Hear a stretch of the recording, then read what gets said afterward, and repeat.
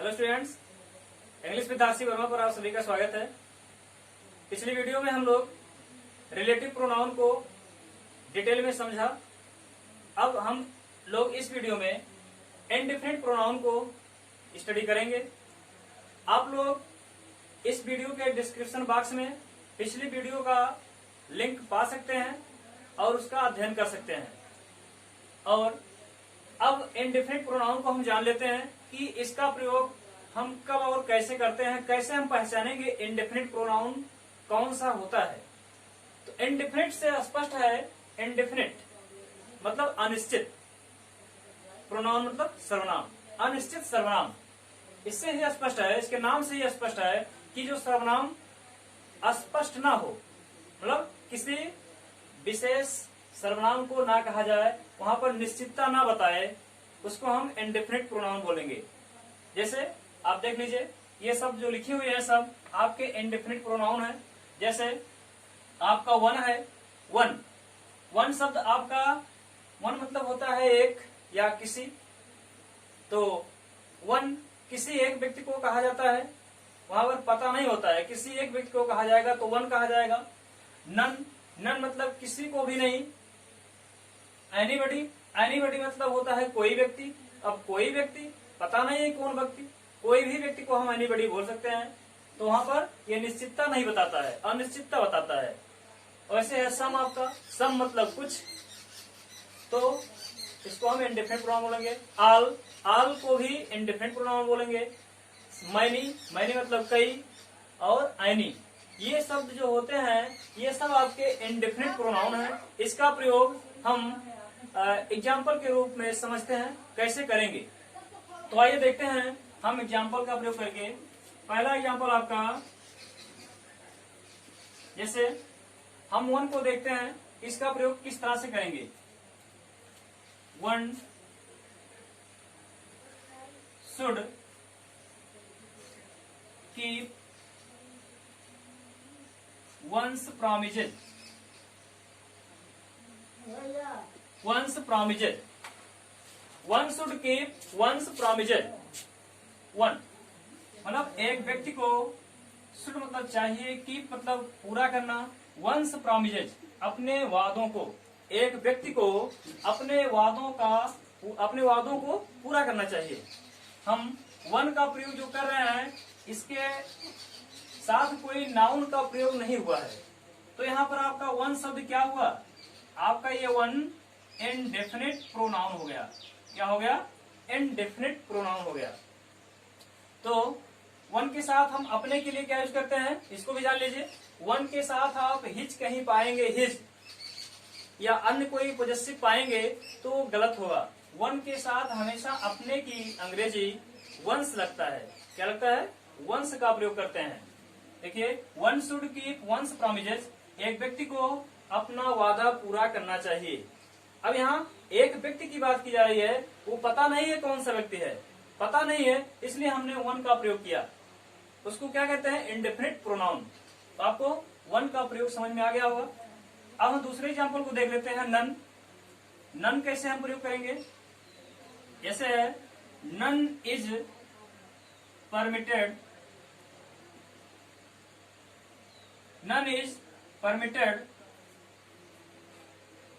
to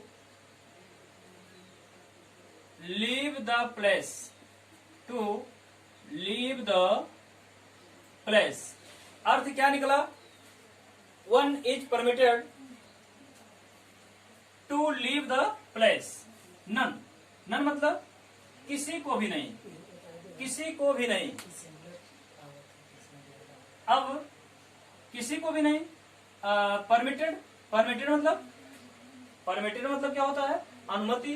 to leave मतलब छोड़ने का, द प्लेस मतलब स्थान, किसी को भी स्थान छोड़ने की अनुमति नहीं है। अब यहाँ किसी को भी नहीं निगेटिव में जब अर्थ देगा एक व्यक्ति के लिए। अब ये वन क्या है? आपका वन सिंगुलर होता है। नन क्या है? नन आपका सिंगुलर होता है। वैसे एनीबडी, एनीबडी क्या होता है? सिंगुलर होता है, सिंगुलर प्रोनाउन। तो हम इसके साथ हमेशा हेल्पिंग वर्ब सिंगुलर की ही लगाएंगे। अब देखिएगा, नन शब्द यहाँ पर जो यूज किया है, ये आपका नन क्या हुआ? नन आपका ये इंडेफिनिट प्रोनाउन है, नन इंडेफिनिट प्रोनाउन है। वैसे वन वैसे नन, ये क्या होगा? आपका इंडेफिनिट प्रोनाउन हो गया। अब हम बात कर लेते हैं एनीबॉडी। एनीबॉडी देखिए तीसरे एग्जांपल में, anybody can do this work. Anybody can do this work. Anybody मतलब कोई व्यक्ति, कोई व्यक्ति इस कार्य को कर सकता है, इस कार्य को कर सकता है। अब देखिए कोई व्यक्ति, कोई व्यक्ति अंग्रेजी क्या लिखे हमने? एनीबॉडी। एनीबॉडी आपका क्या हुआ? आपका क्या हुआ? इंडेफिनिट प्रोनाउन हुआ। तो एनीबॉडी आपका क्या हो गया? इंडेफिनिट प्रोनाउन हो गया। अब देख लीजिए वन, नन, एनीबॉडी सब सिंगुलर होते हैं, इनके साथ हमेशा एक वचन की हेल्पिंग वर्ब आती है। यहाँ पर कैन जो है, कैन मॉडल वर्ब है। मॉडल वर्ब सिंगुलर प्लूरल सबके साथ कैन का ही प्रयोग होता है, लेकिन यहाँ पर देखिए सिंगुलर यहाँ पर प्रयोग हुआ है और यहाँ ये मॉडल वर्ब है। तो आप जब हेल्पिंग वर्ब और किसी अन्य हेल्प वर्ब का प्रयोग करेंगे तो वहाँ सिंगुलर का ही प्रयोग करेंगे। मॉडल वर्ब चाहे सिंगुलर हो या प्लूरल हो, सबके साथ वही आता है। अब देख लीजिए इसकी हिंदी क्या होगी? इसकी भी हिंदी देख लीजिए, none is permitted to leave the place. किसी को भी स्थान छोड़ने की अनुमति नहीं है। स्थान छोड़ने की अनुमति नहीं है। पहले वाले की क्या हो जाएगा? One should keep once promises. एक व्यक्ति को अपने वादों को पूरा करना चाहिए।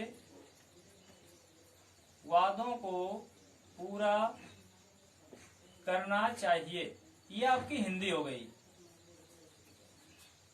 तो एक व्यक्ति की अंग्रेजी आप जानते हैं वन होता है। यहाँ पर किसी को भी नहीं शब्द यहाँ आ रहा है, तो किसी को नहीं की अंग्रेजी आप क्या यूज करते हैं? नन। अब कोई व्यक्ति के लिए आप क्या लिखेंगे? एनीबॉडी। तो ये शब्द जो आप लिखे हैं, प्रयोग किए हैं, ये क्या है? आपके इनडेफिनिट प्रोनाउन है। क्या है? इनडेफिनिट प्रोनाउन है। अब हम चलते हैं सम की तरफ। इसका आप स्क्रीनशॉट ले लीजिए।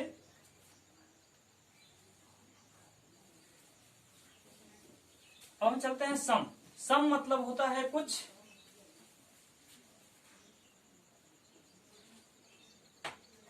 जैसे देखिएगा एग्जांपल, सम आर इनएक्टिव।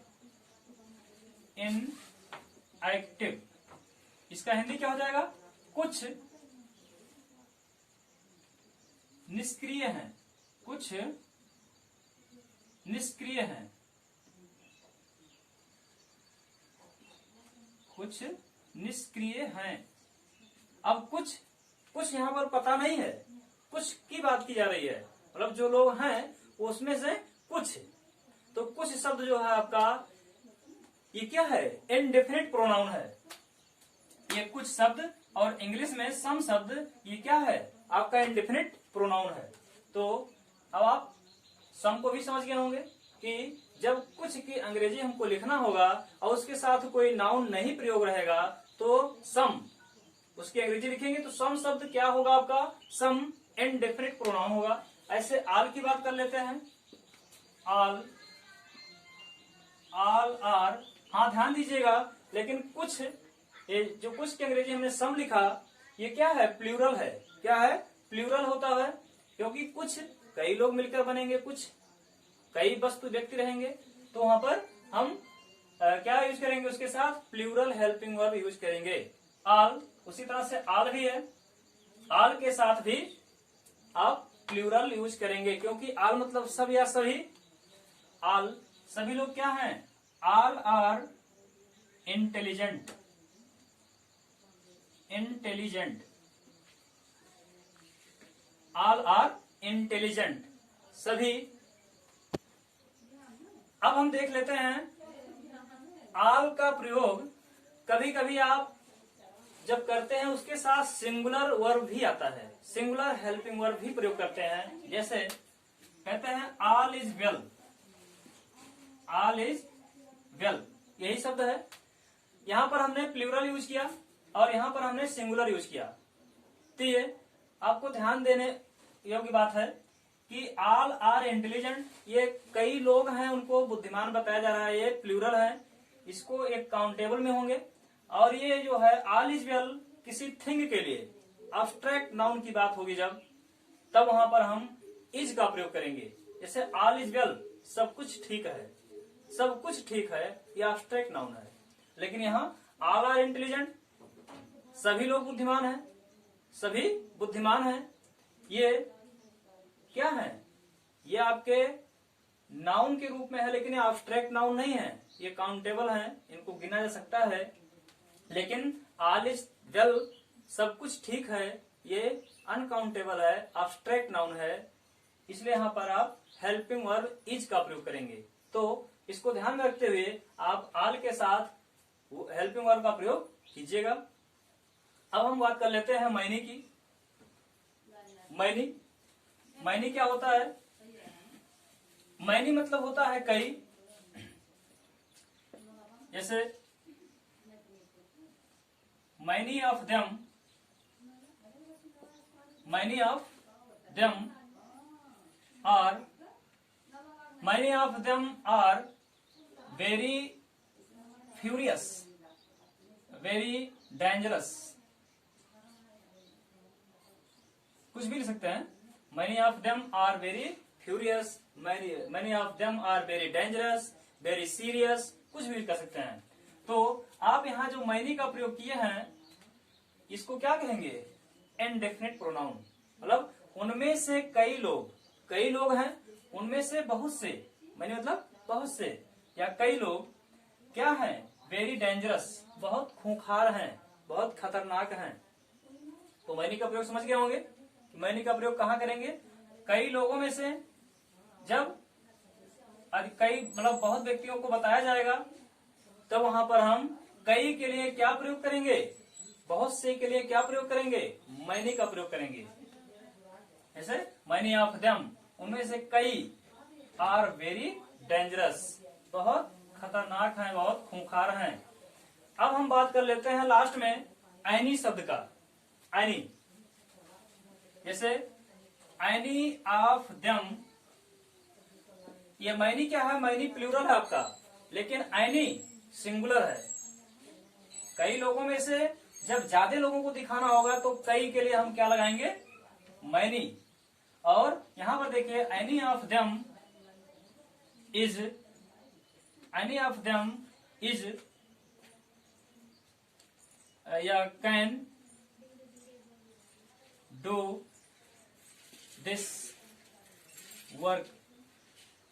ये सेंटेंस देखिए, any of them can do this work, उनमें से कोई, कई लोग हैं मतलब कई लोग हैं, उनमें से किसी एक की बात की जा रही है। तो हम वहां पर किसी के लिए क्या लगाएंगे? एनी का प्रयोग करेंगे। तो यहाँ एनी क्या है? सिंगुलर है। क्या है? सिंगुलर है, लेकिन मैनी आपका प्लूरल है, कई लोगों को बताता है। तो ये दोनों में डिफरेंस है। क्या करेंगे? अब आप समझेंगे कि यहाँ पर एनी क्या है और मैनी क्या है। तो ये दोनों आपके क्या है? इनडेफिनिट प्रोनाउन है। दोनों क्या है? इनडेफिनिट प्रोनाउन है आपके। अब आप सभी शब्दों को अच्छी तरह से समझने आपको आ गया होगा कि हम किसका प्रयोग कब और कहां करेंगे। वीडियो आपको कैसी लग रही है? अगर आपको वीडियो अच्छी लगी हो तो इसको लाइक कर दीजिए, शेयर कर दीजिए, और मेरे चैनल पर अगर आप नए हैं तो इसको सब्सक्राइब कर लीजिए। अब हम देखते हैं कि अगर इन सभी शब्दों के साथ आपका क्या आ जाता है? नाउन आ जाता है। अगर इन सभी शब्दों के साथ नाउन का प्रयोग हो जाए तो ये आपके किसका काम करने लगते हैं? ये इनडेफिनिट एडजेक्टिव का काम करने लगते हैं। एग्जाम्पल के माध्यम से इसको समझते हैं। जैसे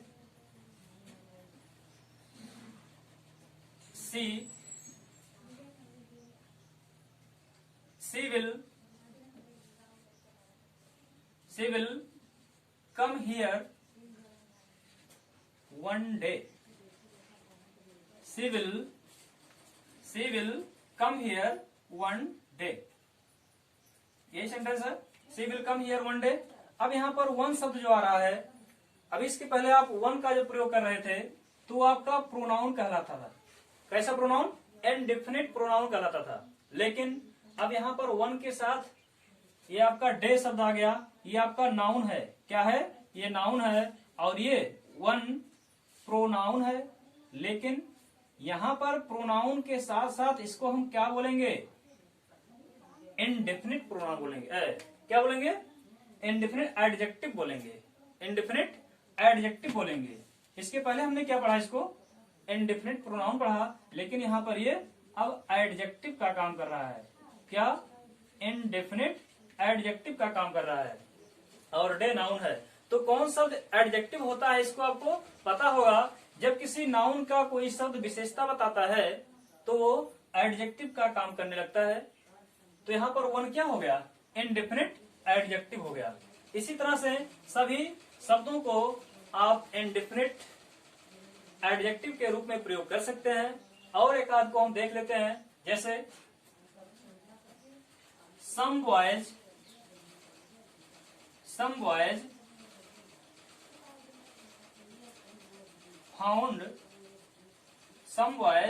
found their reward। Some boys found their reward। अब यहाँ पर सम के साथ हमने क्या प्रयोग किया है? बॉयज। बॉयज क्या है? आपका नाउन है। बॉयज क्या है? नाउन है। अब नाउन के पहले ये शब्द आ गया तो ये क्या काम कर रहा है? अभी इसके पहले हमने सम को क्या पढ़ा? सम को हमने इनडेफिनिट प्रोनाउन के रूप में पढ़ा, लेकिन अब हम इसको क्या कहेंगे? ये इनडेफिनिट एडजेक्टिव हो गया। इनडेफिनिट एडजेक्टिव का काम कर रहा है। नाउन के पहले आ रहा है इसलिए इसका नाम इनडेफिनिट एडजेक्टिव हो गया। ऐसे और एक आध देख लेते हैं। इसका आप स्क्रीनशॉट ले सकते हैं।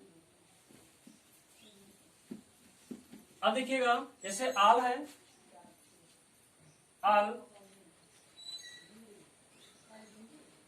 बॉयज